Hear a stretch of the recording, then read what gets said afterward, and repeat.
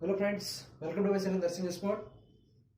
आज अपने पैथोलॉजी के अंदर टॉपिक है शॉक। ठीक है, ये शॉक क्या होता है, शॉक कितने प्रकार के होते हैं, क्लासिफिकेशन ऑफ शॉक, शॉक किसे कहते हैं। ठीक है, ये अपने मेडिकल सर्जिकल के अंदर भी पूछा जाता है, क्वेश्चन बहुत वेरी इंपॉर्टेंट है। शॉक कि शॉक क्या होता है। ठीक है, शॉक एक प्रकार की स्टेज होती है जिसके अंदर क्या होता है, कार्डियोवास्कुलर सिस्टम की कोलैप्स होने की वजह से शॉक होता है। ठीक है, तो इसकी देखते हैं डेफिनेशन कि शॉक की डेफिनेशन किसे कहते हैं शॉक को। ठीक है, डेफिनेशन, तो डेफिनेशन में क्या बोला है कि it is a clinical stage होती है। क्या होती है कि इट इज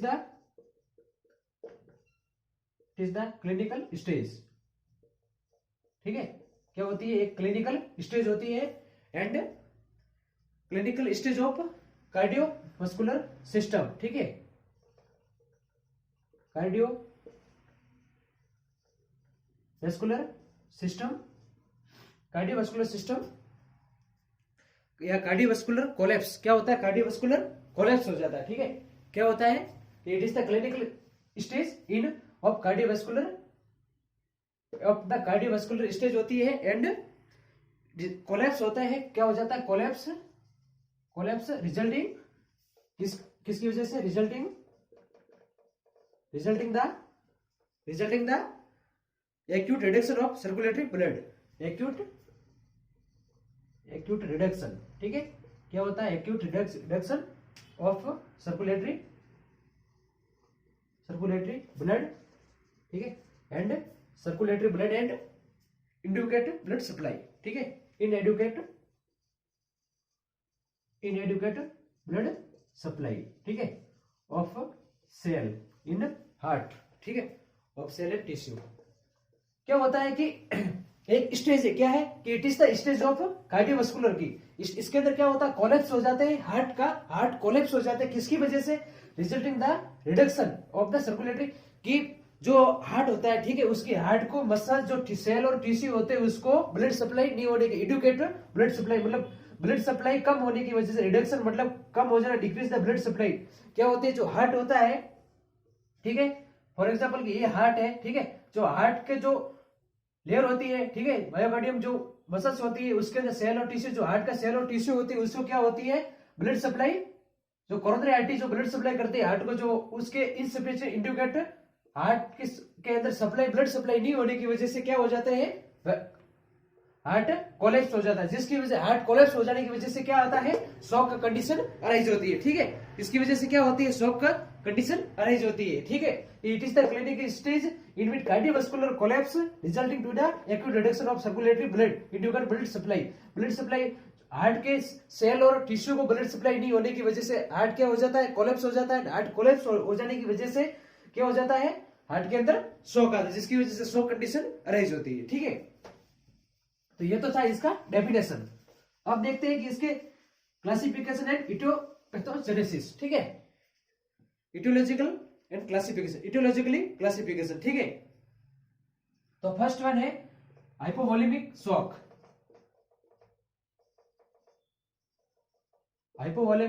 शॉक। ठीक है, हाइपोवोलेमिक इसमें जैसे सामने से इस मीन्स के अंदर हाइपो मतलब क्या होता है ना, हाइपो एक चीज होती है, हाइपर एंड एक चीज होती है हाइपर एंड हाइपो। ठीक है, वेरी इंपॉर्टेंट। हाइपर मतलब क्या होता है, किसी भी चीज का क्या हो जाना, इंक्रीज होना, एंड हाइपो मतलब डिक्रीज होना।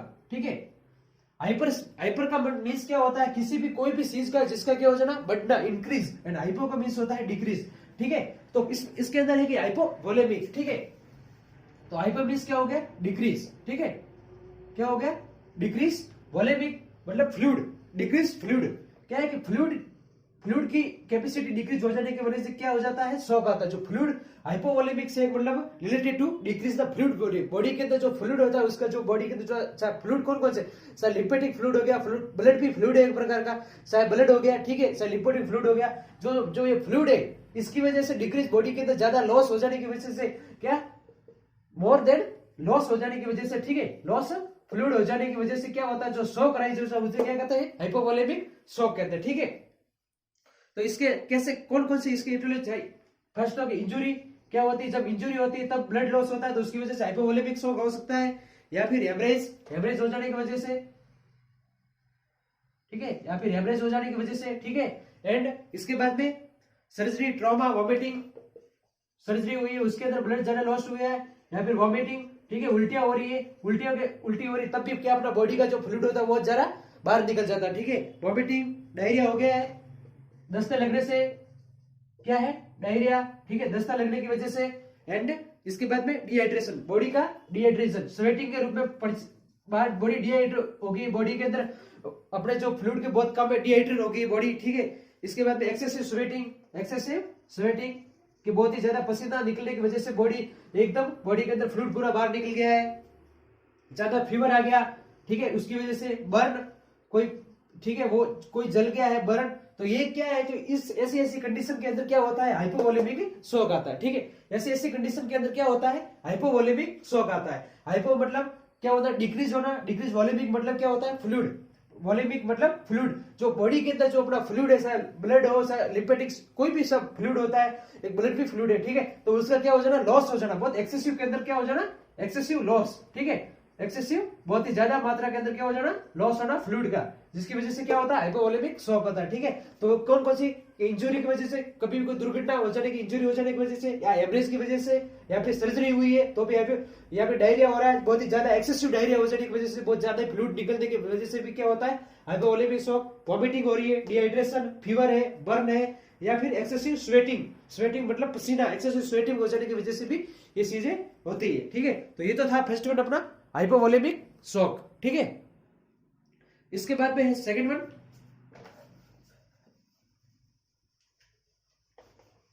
है न्यूरोजेनेसिक शॉक। कौन सा है, न्यूरोजेनिक शॉक।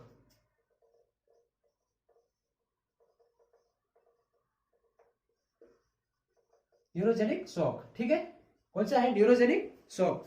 तो इसके अंदर कौन सा होता है, जैसे न्यूरोजेनिक शॉक मतलब क्या है, अपने कुछ भी जो अपने न्यूरॉन्स होते हैं, न्यूरोलॉजिकल जो डिसऑर्डर, न्यूरोलॉजिकल कुछ भी इसके अब्नॉर्मलिटी की वजह से जो शॉक आता है उसे कहते हैं न्यूरोजेनिक शॉक, ठीक है। कि ज्यादा स्ट्रेस की वजह से, ठीक है, क्या ज्यादा स्ट्रेस की वजह से, या फिर कोई भी ऐसी कंडीशन की वजह से जिसके अंदर क्या अपने जो न्यूरॉन्स होते हैं, ठीक है, न्यूरॉन्स के अंदर क्या डिसअब्नॉर्मलिटी देखने की वजह से क्या होता है, न्यूरोजेनिक शॉक आता है, ठीक है। क्या आता है, न्यूरोजेनिक शॉक आता है, ठीक है। इसके बाद में थर्ड वन शॉक है कार्डियोजेनिक शॉक। कौन सा है, कार्डियोजेनिक शॉक।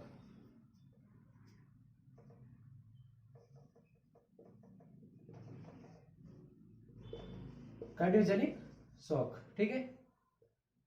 कार्डियोजेनिक शॉक क्या होता है, कार्डियो मींस क्या होता है, हार्ट, कार्डियो मींस क्या होता है, हार्ट, ठीक है। जो हार्ट के रिलेटेड जो शॉक होता है उसे क्या क्या कहते हैं, कार्डियोजेनिक शॉक, ठीक है। कार्डियोजेनिक शॉक मतलब जो हार्ट, जो अपना हार्ट हृदय होता है, ठीक है, उसके अंदर कुछ भी डिस अब्नॉर्मलिटी की वजह से, ये अपने कार्डियोजेनिक शॉक, ठीक है। कार्डियोजेनिक शॉक है जो क्या होता है, ये अपने रिलेटेड टू हार्ट, ठीक है, हार्ट के रिलेटेड।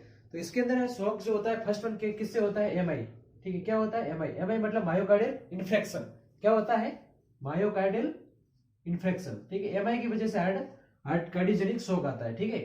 मायोकार्डियल इन्फेक्शन क्या होता है कि जो अपने हार्ट की 3 मसल्स होती है, कौन कौन सी, एंडोमेट्रियम, मायोमेट्रियम एंड पेरीमेट्रियम, ठीक है। जो मायोमेट्रियम जो मसल्स होती है, ठीक है, जो मायोमेट्रियम इनर मोस्ट हार्ट की मसल्स होती है, ठीक है, मायोमेट्रियम। जो मायोकार्डियल मतलब जो इसकी जो मसल्स होती है, इस मसल्स के अंदर क्या होता है, ब्लड सप्लाई नहीं हो पाती, क्या blood supply indicate, blood supply होने की वजह से क्या होता है, इन्फ्रैक्शन मतलब क्या होता है कि ब्लड सप्लाई इस जो हार्ट की सेल है, मायोकार्डियल मसल्स है, उस सेल के अंदर नहीं होने की वजह से कॉन्ट्रैक्शन होना, डायलेशन होता है हार्ट का, वो रुक जाता है, जिसकी रुकने की वजह से अपने ब्रेन के अंदर क्या होता है, ब्लड सप्लाई नहीं हो पाती, जिसकी वजह से क्या होता है, कार्डियोजेनिक शॉक आता है, ठीक है।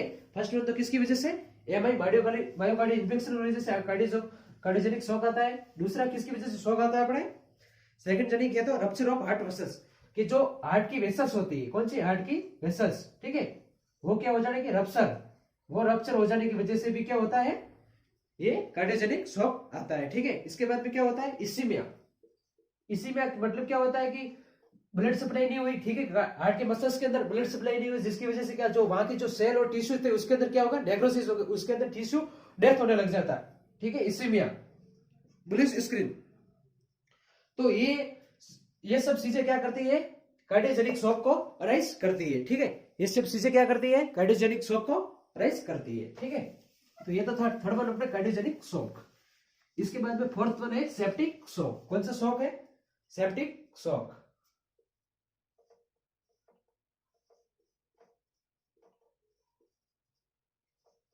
सेप्टिक शॉक, ठीक है। सेप्टिक शॉक किसकी वजह से होता है, फर्स्ट वन तो सेप्टिक शॉक के अंदर फर्स्ट वन तो बैक्टीरिया, ठीक है। ऐसा कोई बैक्टीरिया जिसकी वजह से शॉक हो रहा है, बैक्टीरिया सेप्टिक के अंदर, या फिर वायरस, ठीक है, वायरस, पैरासाइट, ठीक है, पैरासाइट, फंगस, ठीक है, फंगस, ठीक है, एंडोटॉक्सिन, एंडोटॉक्सिन, एंडोटॉक्सिन, ठीक है, एक्सोटॉक्सिन, ये सब मिलके क्या कर रहे हैं, ये सेप्टिक शॉक। सेप्टिक शॉक मतलब बैक्टीरिया, ऐसा कोई भी बैक्टीरिया जो शॉक को अरेंज करता है, ऐसा कोई वायरस जो शॉक को अरेंज करता है, ऐसा कोई पैरासाइट, ऐसा कोई फंगस, एंडोमेट्रियम, एक्सोटॉक्सिन, ठीक है, जो टॉक्सिन, ये सब क्या करते हैं, शॉक को बनाते हैं, ठीक है। तो ये तो हो गया सेप्टिक शॉक। इसके बाद में फिफ्थ वन शॉक है, वो है एनाफाइलेटिक शॉक। कौन सा है, anaphylactic shock. Anaphylactic shock, anaphylactic shock, ठीक है। एनाफाइलेटिक शॉक किसकी वजह से होता है, ये एनाफाइलेटिक मतलब शॉक होता है, एनाफाइलेटिक मतलब हाइपर सेंसिटिविटी की वजह से। किसकी, हाइपर सेंसिटिविटी रिएक्शन की वजह से, ठीक है, सेंसिटिविटी रिएक्शन की वजह से। हाइपर सेंसिटिविटी रिएक्शन क्या होती है, एनाफाइलेटिक शॉक है वो किसकी वजह से होता है, फर्स्ट मतलब हाइपर सेंसिटिविटी रिएक्शन की वजह से। अब हाइपर सेंसिटिविटी रिएक्शन क्या होती है, इसके अंदर या तो क्या होता है, एलर्जी होती है, इसके अंदर क्या होता है, एलर्जी, ठीक है। एलर्जी चाहे किससे भी, चाहे तो ड्रग्स, चाहे ड्रग्स से एलर्जी हो, ठीक है, या फिर किसी से भी, ठीक है, या फिर स्टेरॉइडल, किसी से भी एलर्जी हो, इतनी एलर्जी हो जाती है कि हाइपर सेंसिटिविटी हो जाती है। तो उसके अंदर क्या होता है, जिसके अंदर एलर्जी की वजह से शॉक होता है उसे कहते हैं एनाफाइलेटिक शॉक। उसे क्या कहते हैं, एनाफाइलेटिक शॉक, ठीक है। हाइपर सेंसिटिविटी रिएक्शन की वजह से क्या होता है, एनाफाइलेटिक शॉक अराइज होता है। और ये एनाफाइलेटिक एलर्जी चाहे किससे होती है, चाहे ड्रग से एलर्जी हो, चाहे स्टेरॉइड से हो, एनवायरमेंट से हो, किसी से भी एलर्जी हो सकती है, ठीक है। तो ये तो थे अपने शॉक। तो ये तो थे types of shock, cardiogenic shock, hypovolemic shock, anaphylactic shock, septic shock, ठीक है, न्यूरोजेनिक शॉक, ये सब बड़ा। इसके बाद में देखते हैं कि भाई पैथोजेनेसिस, क्या देखते हैं इसकी, पैथोजेनेसिस, कि ये शॉक कैसे अराइज होते हैं, पैथोजेनेसिस, ठीक है। तो इसके अंदर क्या है कि फर्स्ट डिक्रीज क्या हुआ, डिक्रीज हुई ब्लड सप्लाई,